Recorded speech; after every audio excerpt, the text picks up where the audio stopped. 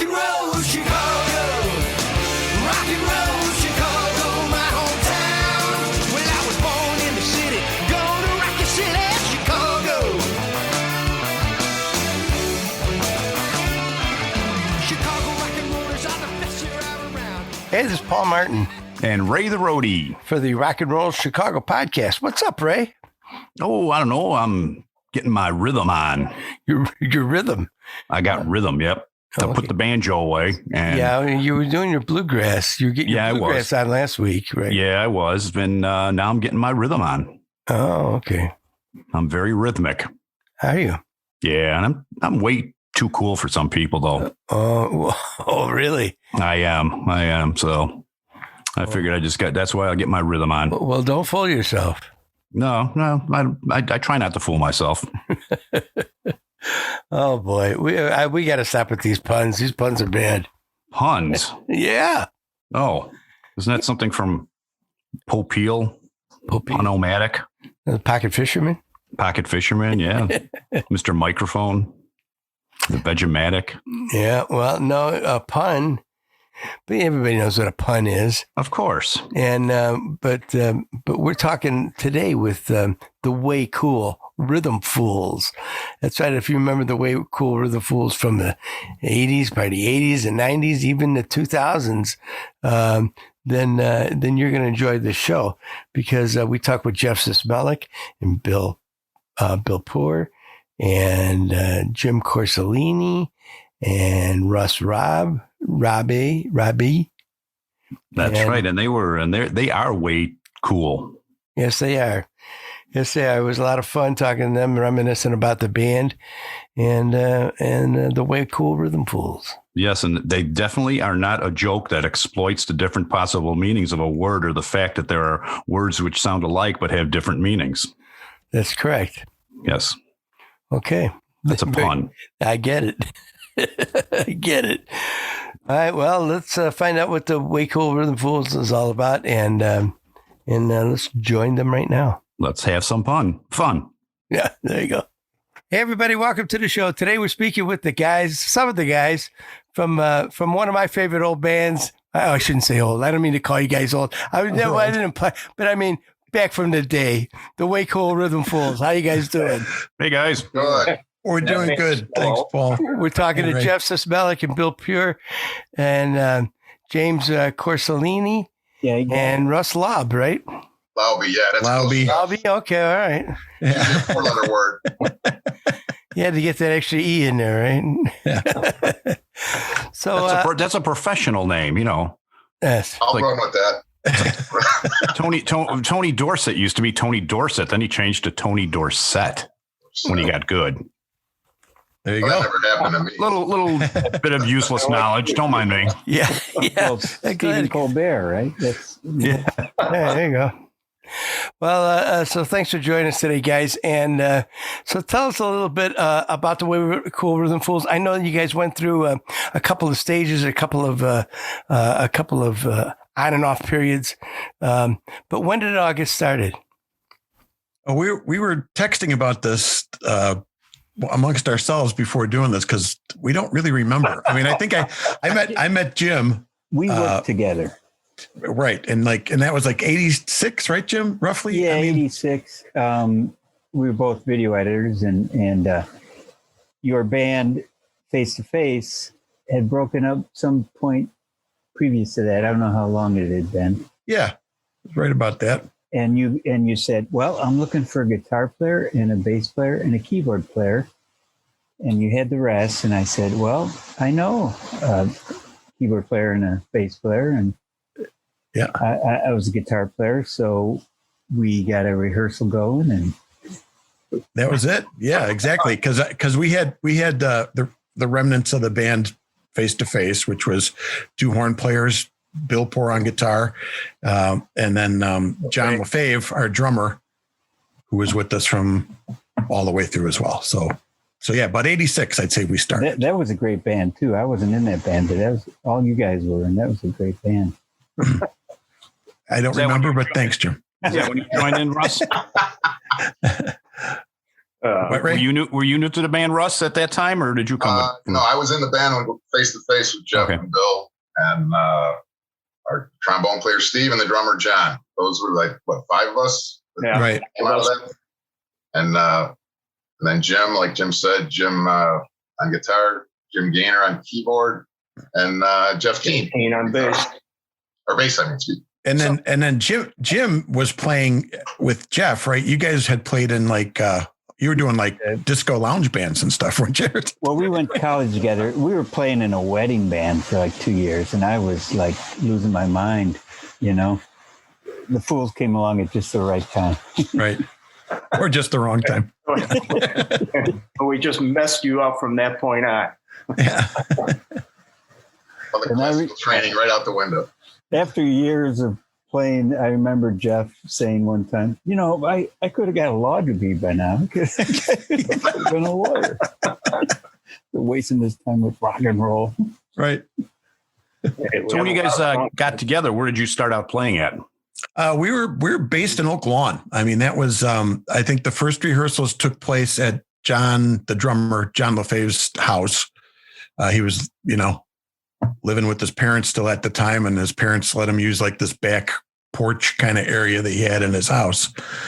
Right. And I think that's where it built from there, you know. I mean, I morphed into Jeff's house. There's folks in the basement, and we played at practiced at Jim's a few times too. Of course, Jeff Keene's house too for a while. Yeah. I mean, it kind of moved around, you know. At Jim's.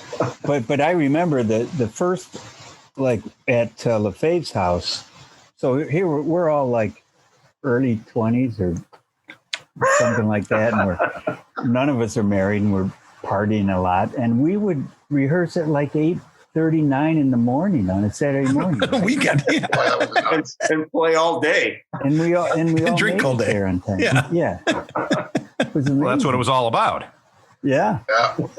It was, you know, I mean, you really not only can build a band, but you can build great friendships when you drink all day, you know. I mean, it's kind of here we are. I mean, you know, 40 years later. Wake up the next morning, forget about what you talked about, and talk about it again. Exactly. That's why we still like each other. Yeah. What song did we learn again? Yeah. So club wise, where did you guys start playing originally? And Bill, Bill can answer this probably a little better, or Russ too. You guys got better memories about this than I do. And Bill could jump in. I mean, face to face. I know some of those local bars we played. Was the one on 111th? Was that still us, or was that face to face? Bill, what do you think about you think about the old Bull Market? Yeah, did that that cross was over to us face-to-face. too? Yeah, it was face to face. I can't remember the first couple places we played that were smaller places with the Fools. I don't even remember those, but you know, once Deluxury was the big, you know, step for us into the better clubs. Yeah. You know, we opened up a couple times with them. They were good friends of ours.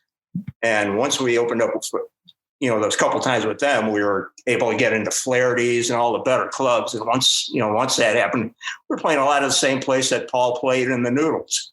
You know, we kind of were right. on the same circuit, all the nicer clubs, doing the same jobs. The ones that don't exist anymore. Is there any of them? I don't know if there's one bar that we played that still is around. That's still open. I don't. There might be, but I don't know. That's a pretty tough one. Yeah. Plenty of parking. Look at some of the old Johnny's 84, Rush Hour, The Point, DJ Flaherty's, McGregor's, Michelle's over on, what was that, like 100? Oh, yeah.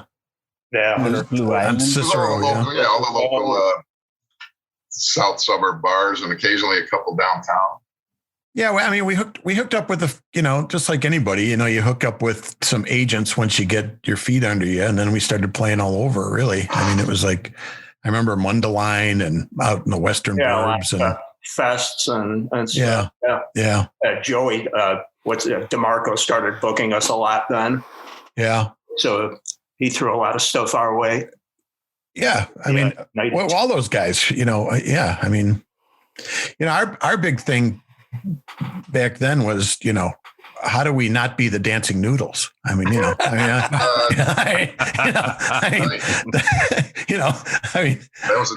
there's an ad I think that Russ shared with us, and we played at the Willowbrook Ballroom, and on that couple times on that. yeah, and then that month of entertainment, there's us and the Dancing Noodles, And the luxury was on and the that. luxury too. Wired, Yeah. too. But as horn bands went, I mean, it was cool. It was cool back in the day then because horn bands it hit a lull in the 90s, but in the 80s, horn bands were still a thing, Mm-hmm. None of them were as big as the Noodles. So we were just trying to, be different enough, Yeah, Or you as guys big as we definitely were set- physically. You guys definitely set the bar. Yeah. Paul, you guys did, man. That was It was a fun band, I tell you that. Oh, you yeah. are. Sorry for stepping away, guys. I just had something going on here.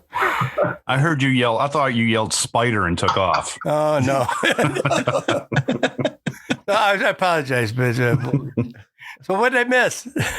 we were just talking about clubs they played in. Yeah, we needed you to run through some of those South Suburb clubs because you were out before we were. Well, you guys did. You worked with the Luxury quite a bit. I heard you mention the Luxury. Yeah. You worked with the Luxury quite a bit, right? Yeah, they were nice enough. Bill was pretty good friends with them and some of the guys in there, and they let us open for them a few times, and that helped us. And apparently they didn't mind it either. A few more people at the jobs, but that was nice of them to do. So, how many were in the original band? 8.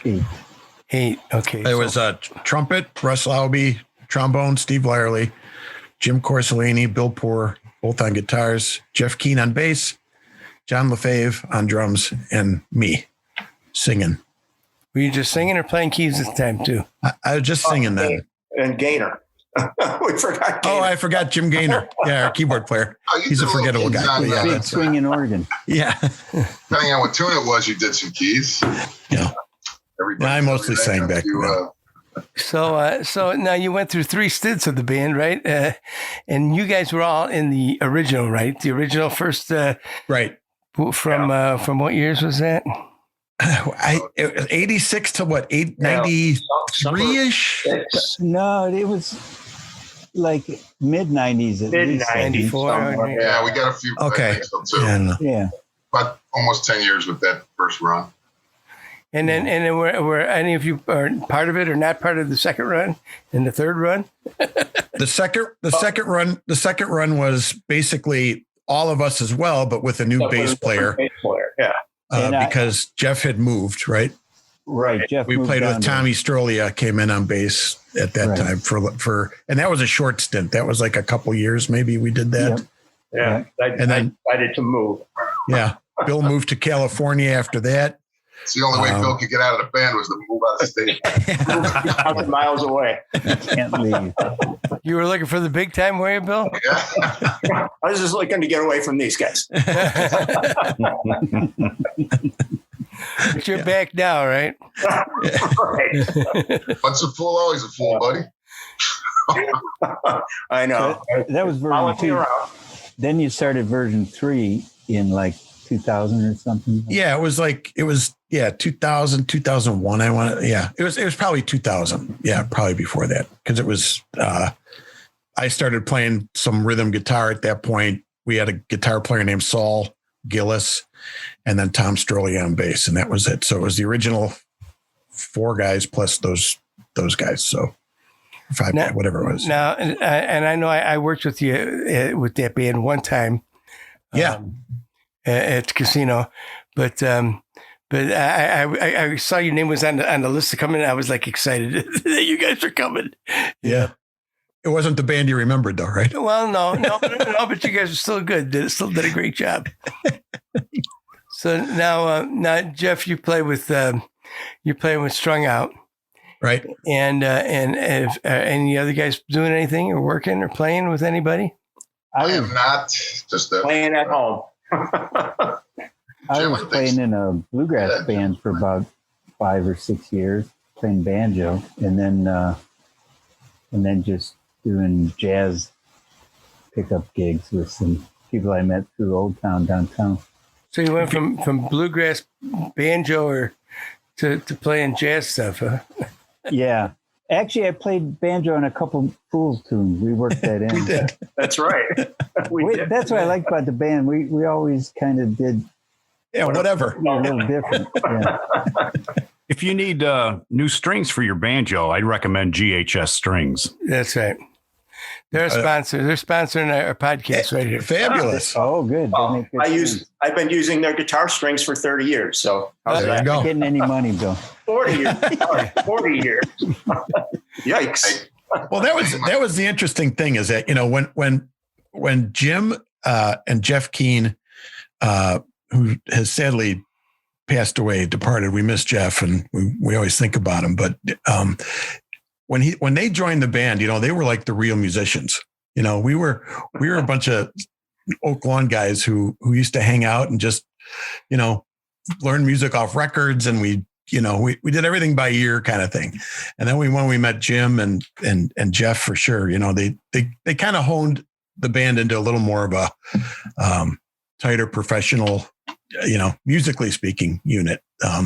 But they were still, as demented as we were. So that was always kind of fun, but it was really when, Jim's a great musician. I'm going to blow your horn, Jim. Jim's a great musician. I mean, Jim plays guitar, banjo, plays a little piano. You're not even talking about your songwriting, which you were doing for a while too. And, so it was just a really nice group of guys to get together with. And, and we honed what the Fools turned into really just because of all those different influences, I think, that came together. It was like we kind of learned what it meant to be pros, and Jim and Jeff certainly had a lot of experience, and that's kind of what I think really sharpened us into something. It's funny how when you get together with somebody who really knows how to play, how well you become, right? It's true, right?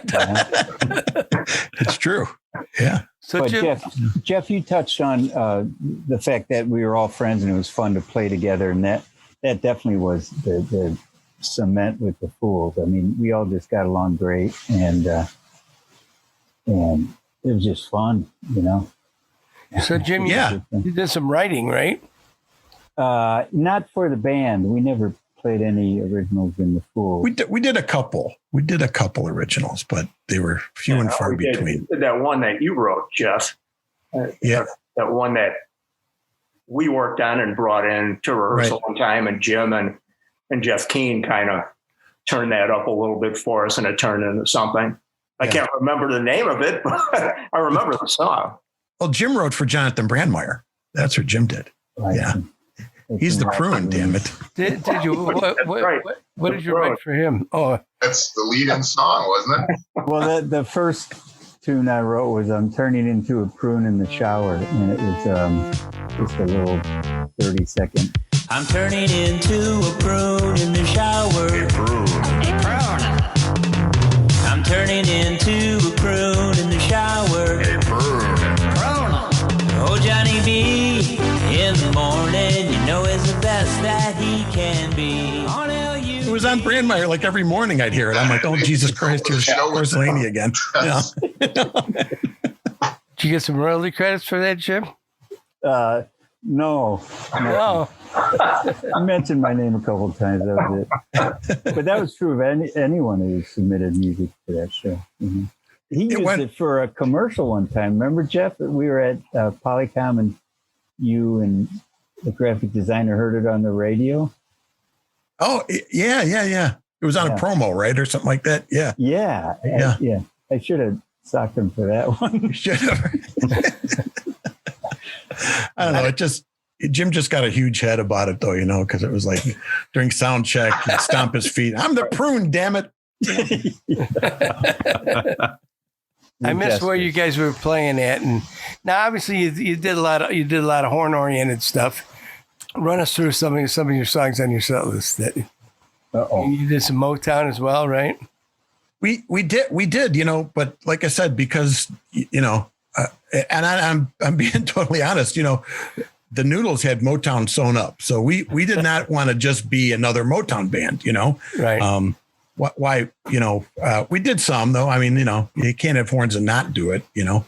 But we did everything from, we were playing like Nicholas Tremulous and, songs from the Tubes and the Subdudes, and we would just sort of dig deep into Joe Cocker, Southside Johnny. Southside Johnny was a big one. Yeah, I mean, not everything was completely recognizable, to an audience, but it all kind of had a good groove, and I think we got people, enough liked it, so that was good. But yeah, we weren't all the time, so yeah. 25 or 6 to 4, and maybe 1 or 2 others was kind of, the minute you say you're a horn band, they expect that, and vehicle and all that kind of stuff. But we did Blood, Sweat, and Tears, a few others. Tried to hone our own little sound there. I don't know, there were a couple times, like the Johnny tune, some people would ask, who is that? Did we write that? And, it'd been nice to say yes, but we did. When I get home from my job, I turn on my TV, but I can't keep my mind on the show.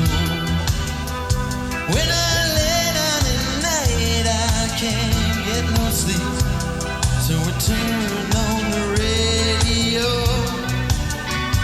But the only sound I hear is you whispering in my ear the words that you used to say. Well, my love grows longer and my heart grows strong, and the fever's running slow. I got the fever for the girl. Whoa. Russ did a great introduction to I Feel Good. James Brown. It's on YouTube, right? You gotta watch. You gotta see that. It's just, Well, I was going to ask if we could catch some of your stuff on YouTube, right? oh yeah. Yeah, actually, I'll blow Jeff's horn a little bit. Just recently, he, maybe a year or so ago, he put out their Way Cool Rhythm Fools Memory Lane. Just kind of for everyone that wanted to look back at some of the videos, some of the songs, some of the flyers, the bars we played, which is, kind of fun. The only bummer is none of them are around anymore. Yeah, it's a Facebook group, and anyone, if you want to check us out on there, you can find us there. It's, Way Cool Rhythm Fools Memory Vault, I think it's called. Yeah, it's a Facebook group. So, yeah, Russ did a lot of work with our we used to do flyers and mailers like everyone did back in the day. We had to mail to your audience, and hopefully they come see you. Right. Like straight out of Mad Magazine. Yeah. the flyers were hilarious. Yeah. So yeah, there's all kinds of stuff on in that Facebook group. So how many gigs were you playing a year? Or a month? No, there was a stretch. Summers were pretty good. It was, I'm thinking of the flyers. I mean, if there was, send that thing out maybe 2 months worth, and if we had, 4 or 5, maybe 6 jobs, and then there's other ones that a couple jobs a month. What was tough was getting everybody to be able to be available. For the most part, that worked out. The second tier, that was tougher. These guys right here, Paul, they were always available. That last time, the last group, that's Saul Gillis, but he lived in Michigan. That was a little tough to get him to commit to practice and everything, but it worked out. But yeah, I mean, I want to say probably in our busiest time, we were playing maybe 30 to 40 shows a year. Maybe. Does that sound about right? I mean, well, when phase 1 was at it, it was because we were probably playing like 2 to 3 times a month, plus maybe a little more. I don't know. I mean, Yeah, there were that's times kind of we what I'm. played more. We weren't trying to play, Every weekend. gigs. We liked playing every other weekend, a couple things like that. We'd get busy, like you say, during the summer, some festivals and stuff like that. So it would build up a little more, but Yeah. So maybe 30 shows a year, something like that. Yeah. I mean, besides the band, we all hung out together too. So we pretty much did everything together. Yeah. We were going out to see you guys, Paul, the Noodles. Yep. We were going out to see Fairweather, the Luxury. We were going out to see everybody all the time. And we Big did all Twist and the Mellow Fellow. Big Twist, sure. Yeah. Oh, yeah. That's true, though. Yeah. If we weren't, sometimes we would be out at the bar Friday seeing some band, and then we're supposed to play Saturday, and everybody's hanging.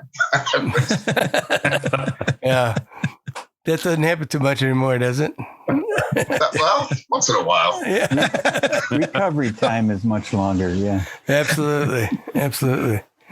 Yeah. But so I missed some of the clubs that you guys were talking about. I remember Brewbakers. You used to play Brewbakers. Oh, No, that was face to face.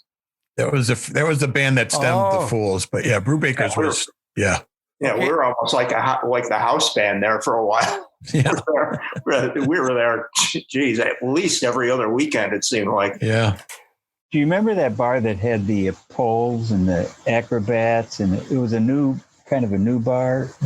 I want to say like around Carroll Stream or something, but Wasn't that Toto's?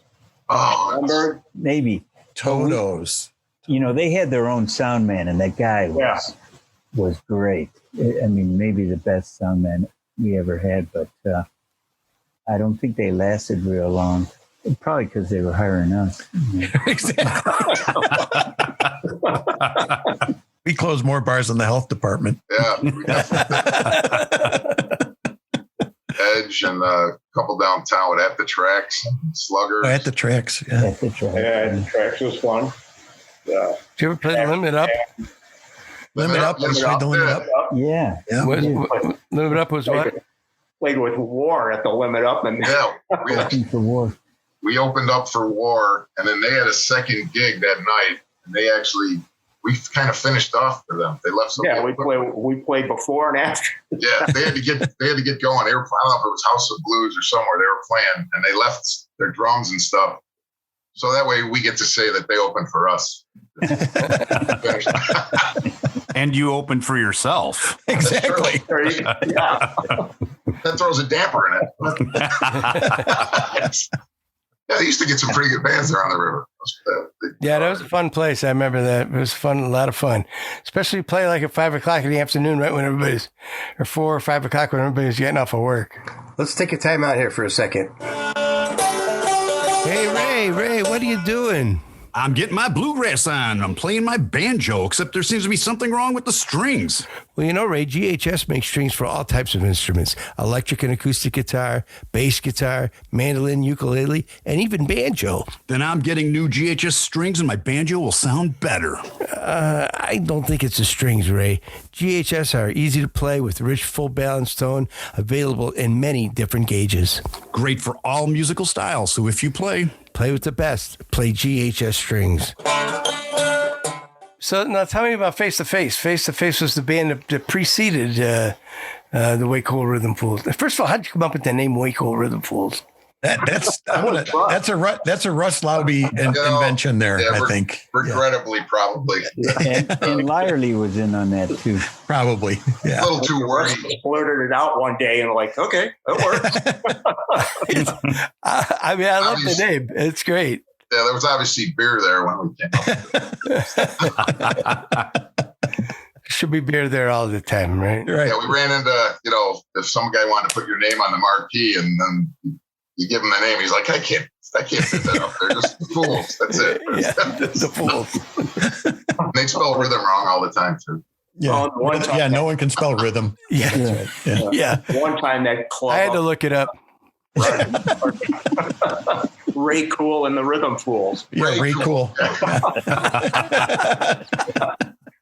on the marquee. Ray Cool. That's funny. Yeah. But tell me about Face to Face. The Noodles was kind of in that vein. I mean, that Oh, yeah. just struck up that, sounds like you're fun right off the bat. I think you want to go. Jeff, you want to go face to face? Yeah, well, Face to Face was. I mean, I joined. It was Bill and our drummer John, and a couple other guys had just kind of a startup band. And a friend of mine was a friend of John's, and they're like, "Hey, they're looking for a singer. Do you want to check these guys out? They're in Oklahoma." I'm like, "Sure." So I went, and that's where I met Bill, and that's where we met John. And John fired the guitar player, the other guitar player who was his best friend. right. And luckily, somebody knew Gerard. So yeah. So I mean, but the Fools were just basically, literally. I mean, it was a neighborhood. We didn't play in the garage, but we should have. I mean, it was a garage band. Really, it was just a bunch of guys who got together to play, and we were doing everything from AC/DC and Led Zeppelin at that time to, there was no plan on being a horn band. And then we got, when you start off, you play it. I think I was like 19 or 20 years old when I met you guys. Bill, wasn't that a party at I was in college, and then there was a party, and then Bill knew Russ or something like that, and then we're playing AC/DC, and all of a sudden I hear no, I hear horns playing. I'm like, what is that? You know, and it was Russ and Steve who had come there and pulled their horns out and were just playing along, and that's kind of how it started. I mean, so that band was. You know, I even think that at the beginning we were like doing half and half. We were doing like rock songs, and then we'd bring the horns on for another half of the show, and then we were doing a Blues Brothers tribute. We did an entire set of Blues Brothers music, hats, the whole thing, the costumes. That was like 1982. You know, Belushi wasn't even dead yet, I don't think, and we were doing that. You know, so you know, I mean, it was like over the edge. Yeah. Well, they don't have to be dead in order to play their music, you know. Right. Sometimes it helps, but yeah. So You had a sax player in that band too, right? We had a couple. We had a guy named Bob Zellick, was the first sax player, and then a buddy of mine from high school, Bob Mirrlees, came in and played sax too. Yeah. But at that time, like I said, we were all in college. Russ was still going to school down at ISU. I was in college, you know, and it just things just kind of stopped after people graduated, got jobs, things like that. And that's kind of why the band dissolved. But there were a few of us who still wanted to still play. And that's kind of what led to the. It was in your blood, huh? Yeah. Hard to stop, right, Paul? Oh, yeah. Yeah. It's hard to quit, you know? Yes, it is. Yeah. Well, It's too much fun. Yeah. What I'm getting out of this is you guys started as a rock and roll band, then you got horny. Exactly. Okay, I got it now. All right. Oh, you're right. That's perfect, Ray. Yeah. Yeah, Face to Face was a good lead in, though. We played some colleges and parties and like Brewbakers and that. And that kind of set the tone, thinking we could do it. Once Jim came on board with Jeff, definitely improved our sound and made it, you know, figured we could do this. Let's give it a shot. You know? Yeah. But kind of like the Noodles, it never got too serious. You wanted to play well, obviously, sound good, have people appreciate you. But the whole thing was just getting together, having some fun. And I was very fortunate to be in that band, and still am very fortunate to be in that band. But back then it was just it was a thing that Roman and Eddie were putting together, and they asked Terry and Brian to be part of it, obviously, and then they said we need to round it out with somebody else, and I had just left M&R. I was out of M&R for not even 6 months, and we were playing with the Noodles. So yeah, because you were going to take a little time off and not play. Because I think your last gig with M&R was out at Fest and Stager. Because I think I was there, and you announced it that night that this was your last gig. No, my last gig I recorded. Yeah, we played in Joliet in the mall there, not in Joliet Mall, but in the place on Jefferson where the OTB is now, or the OTB was there. What's the name of that place? Yeah, you probably announced it that night then that you were going to be leaving, and and I had no plans to do nothing, and and then you were playing right away. Yeah, look at me now. yeah, man. You got both going. Yeah. It's awesome. Yeah, now you're doing both jazz. Yeah. And a podcast. Exactly. And a podcast. So, that's the podcast. Cool thing. Well, how Bill used to roadie for M&R, right? Used to for a little while. Yeah, I was going to say, Paul. You know, I've known you for 45 years now. Oh yeah. Yeah, I mean, that's how long I've known you. The only guy I know longer here is Russ because we went to school together. Yeah. But I mean. Yeah, my wife asked me who I had an interview with, and I said the Way Cool Rhythm Fools, and she kind of gave me a weird look, and I said, it's Bill Poor. I said, I've known Bill for probably 40 plus years, so I wasn't too far off. Yeah, a long time. I mean, going back to that, we had a lot of fun then, you know. Oh yeah. I learned a lot. I learned everything from just watching you guys, being able to hang out with you guys back then. You know, being backstage and getting a chance to roadie for a while and all of that. So, you know, that's where I kind of learned everything. God bless you. You still survived. Yeah. Hopefully we'll wake up tomorrow, right? Exactly. Oh, yeah. So is there any inkling of a reunion? Jim? My daughter. Okay, so when we were practicing at my house for a couple of years, my daughter Jordan was 3 or 4, and she'd come down to the basement and hang out with us. And she told me years ago, if I ever get married, I want the Fools to play at my wedding. And so she's getting married next year. And so I think I've told all you guys this, right? Yeah. Did you know about that, Bill? Yeah. So hopefully that'll be some kind of reunion, but you know. Yeah. Who knows? Even if you just get up and play a few songs or something, right? Sure. Yeah. Yeah. Right. Yeah. I mean, Russ, you'll have to change the trumpet from a lamp back to a trumpet. You know, One of them's a lamp now, so And on lamp, Russ Lobby. yeah. the other one's going to be an ashtray for cigars. I'm still working on it. And Steve will be playing a Gillespie horn. That an Where inside were we joke? with that? Was it Emmett Stone? We went to see Emmett Stone out in, Oh, remember that band? Yeah. where was Emmett it? Out Stone. in, You remember that name, Paul? not Yeah. Shorewood. Where was it, Bill? It was way out southwest. It, Where the heck was it? You saw them. So RBK's in Shorewood? well, we were playing, and those guys came. they came to see us. That's right. Yeah. A lot of them came to see us. They just haven't been. Yeah, that might have been at Isn't It or something. But we get done with the set, and our trombone player, Steve, who's a character, but sometimes he's just a little aloof. One of the horn players from Emmett Stone comes up and asks him. He'd been watching him play trombone the whole set. He asks him, "Hey, what kind of horn do you play? Like what model or something?" Steve just looks down at his horn and goes, "Trombone."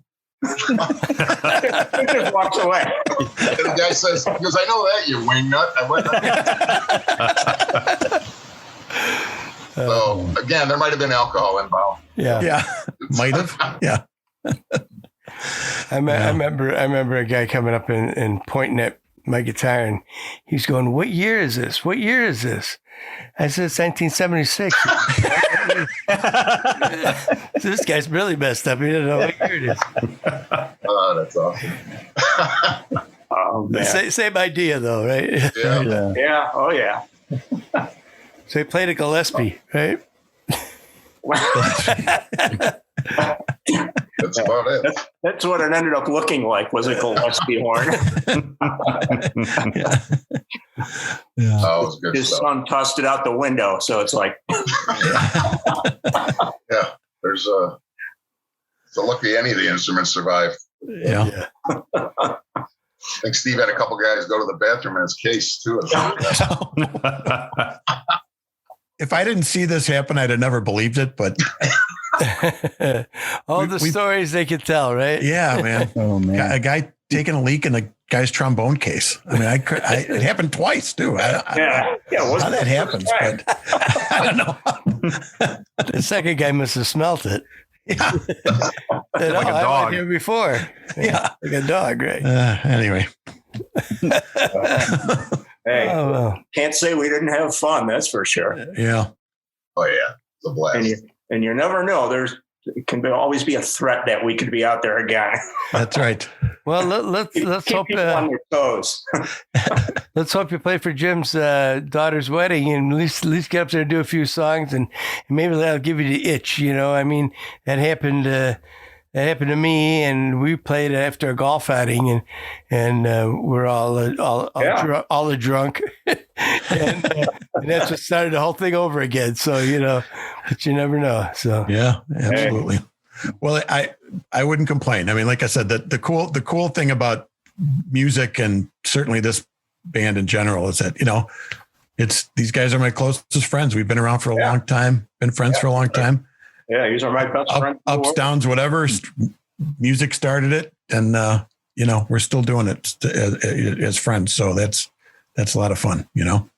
very cool. And we could find you on Facebook, right? And be sure and check out the Way Cool Rhythm Fools Memory Vault, right? It's a Facebook group, right, that we started about a year ago. And it was sort of just as a clearinghouse. You know, we have friends still going like, what about the Fools? What about the Fools? And I think I just got tired of saying, I don't know, you know?